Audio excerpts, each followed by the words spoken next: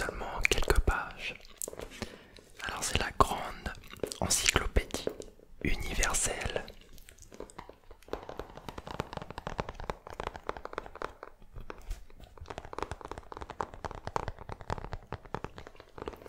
Alors à l'intérieur ça parle de différents thèmes, comme par exemple l'univers, la création de la vie, etc.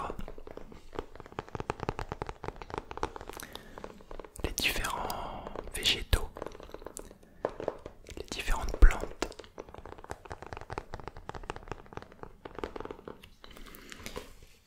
Et nous on va commencer par le premier thème qui est voyage à travers l'univers.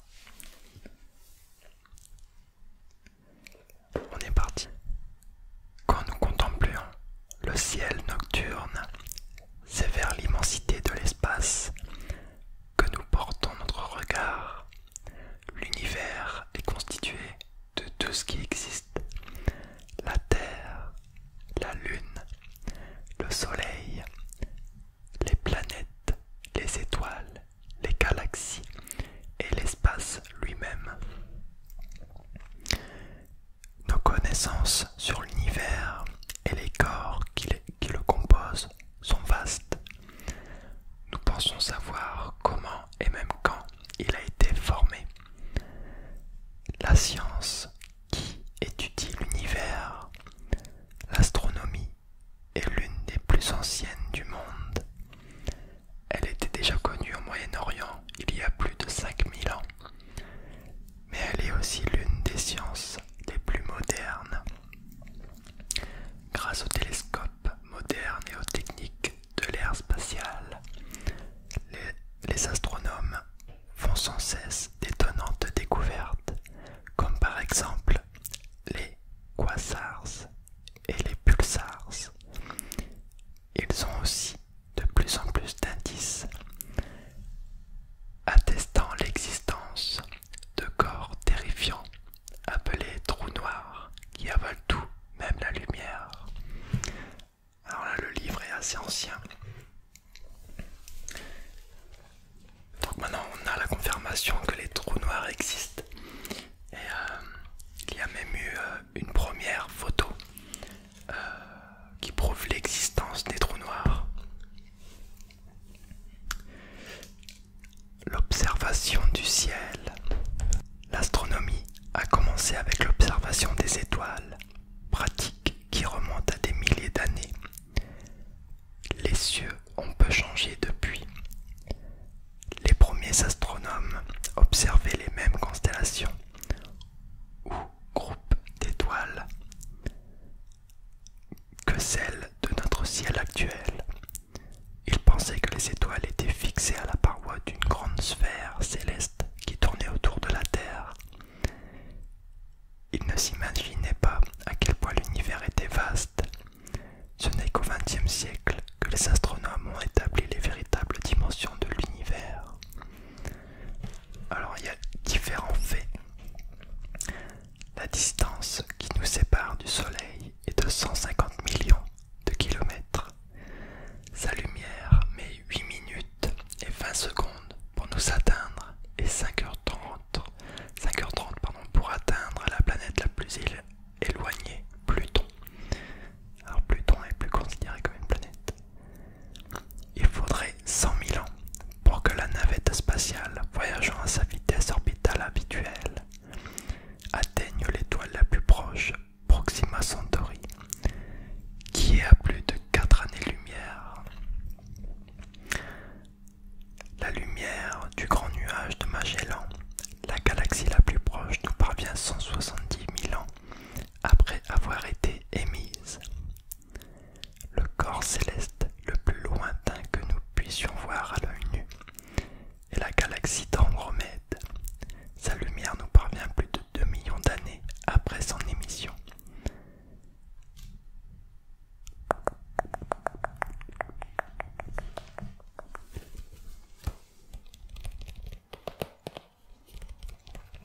Alors c'est un livre qui est assez ancien, donc il y a certaines choses que je vais dire qui ne sont plus d'actualité.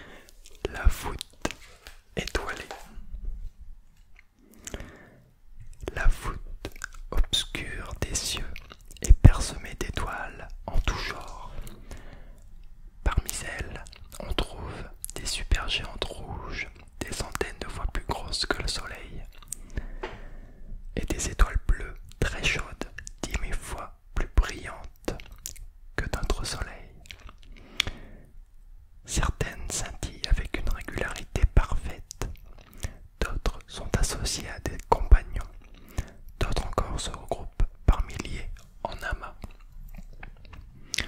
Aujourd'hui, les astronomes connaissent énormément de choses sur les étoiles, dimensions, masse, couleur, température, vitesse et distance. Toutes les étoiles que nous pouvons voir dans le ciel font partie de la Voie lactée, le système stellaire ou galaxie auquel appartient notre Soleil. Comme le Soleil, les étoiles sont d'immenses globes de gaz chauds qui produisent de l'énergie sous forme de lumière, chaleur et autres types de radiation. Elles se trouvent à des distances gigantesques et n'apparaissent même au télescope que sous forme de minuscules points lumineux. La lumière émise par une étoile est très faible au moment où elle atteint la Terre. Elle peut cependant nous révéler de nombreux secrets.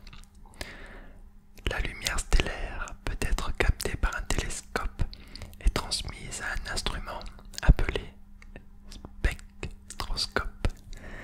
Celui-ci la décompose en un spectre où apparaît un certain nombre de raies sombres. Le spectre nous livre de nombreux renseignements, comme par exemple la composition chimique de l'étoile. La température stellaire peut être déterminée en observant les couleurs les plus brillantes du spectre. Les étoiles les plus froides sont rouges, les plus chaudes sont bleu-blanc.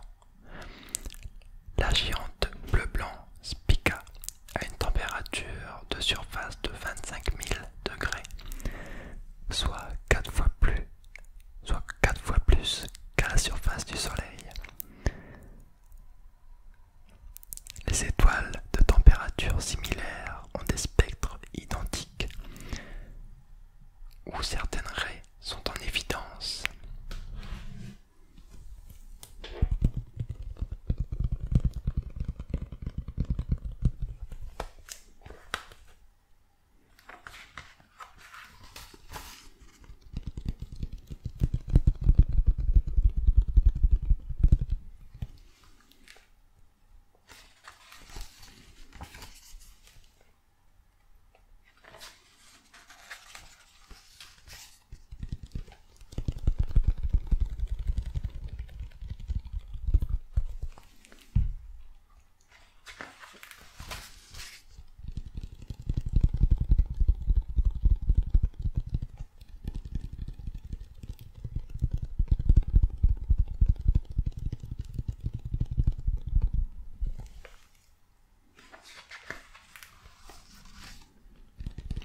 Il y a beaucoup de choses intéressantes dans le livre. Je vais pas tout lire. Vie et mort des étoiles.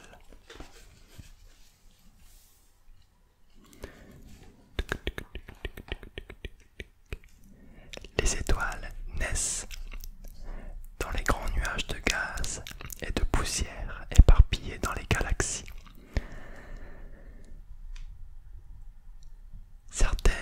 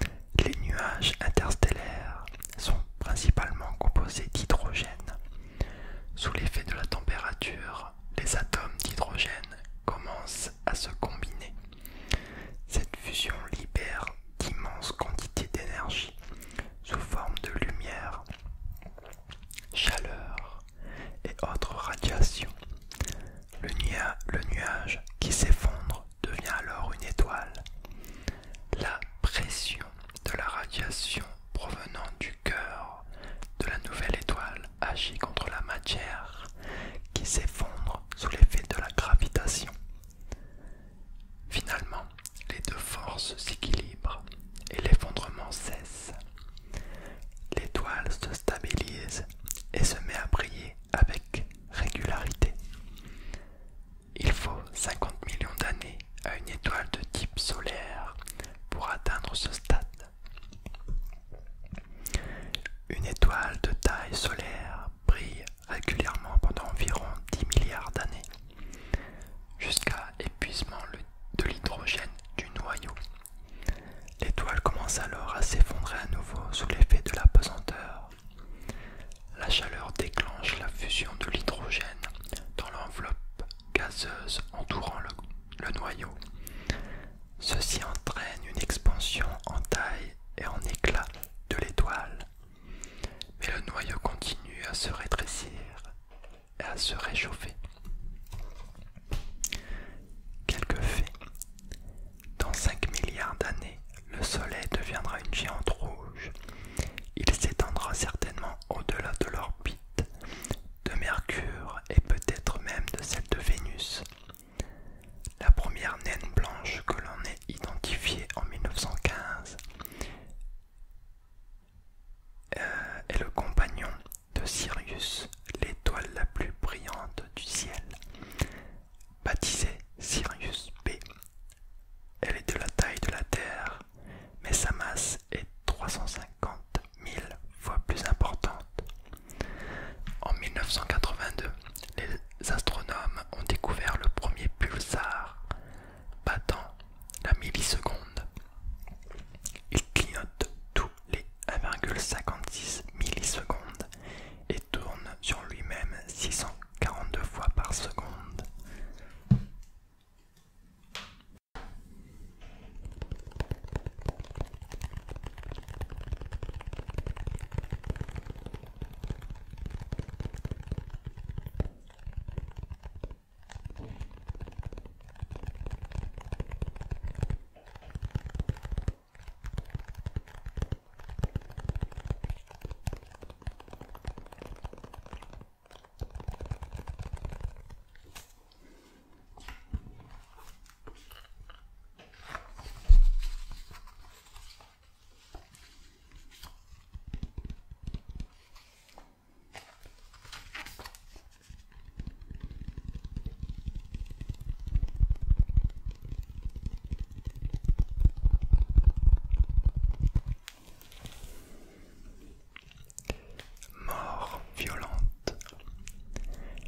Les étoiles de plusieurs masses solaires finissent de façon spectaculaire.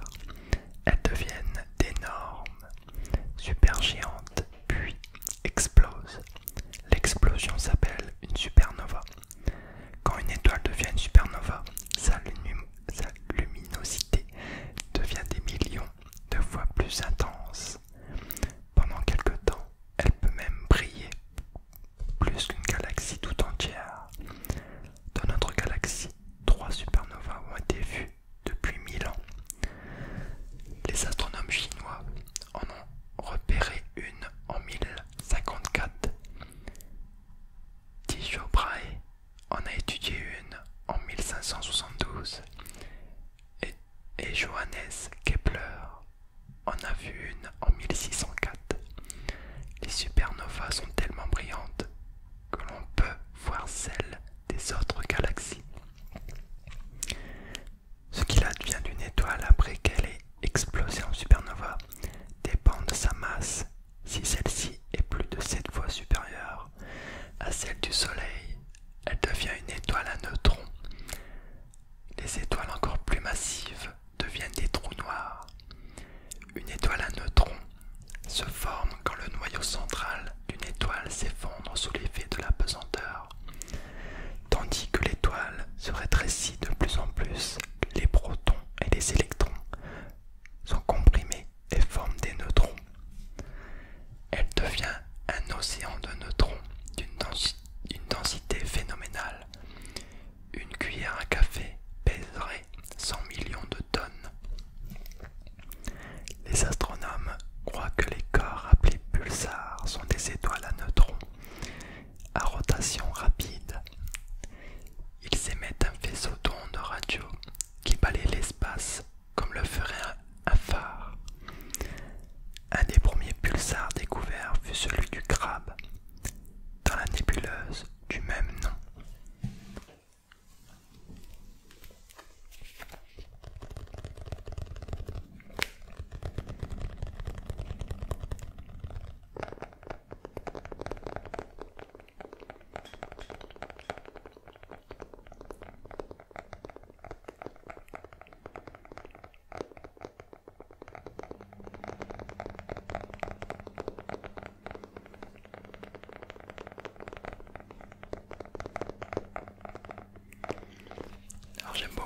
ce genre